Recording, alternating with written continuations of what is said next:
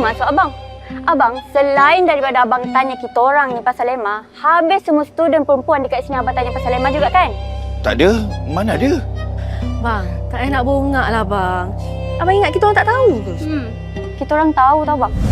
Assalamualaikum. Salam. Adik satu kelas dengan Emma kan? Abang nak tanya sikit. Semalam Emma keluar dengan Arman ke? Kisah pula saya. Dia nak keluar dengan siapa? Babe, kau perasan tak? Dia ni kan, dari hari tu lagi aku tengok Asyik duk tanya pasal Ema je. Asal Tu. Sampai semua budak perempuan dia nak tanya. Dah, kenapa? pelik kan? Tapi kan, kenapa abang tak tanya dengan Alisa sendiri abang takut Alisa jauhkan diri kalau abang tanya pasal Emma. Sekejap.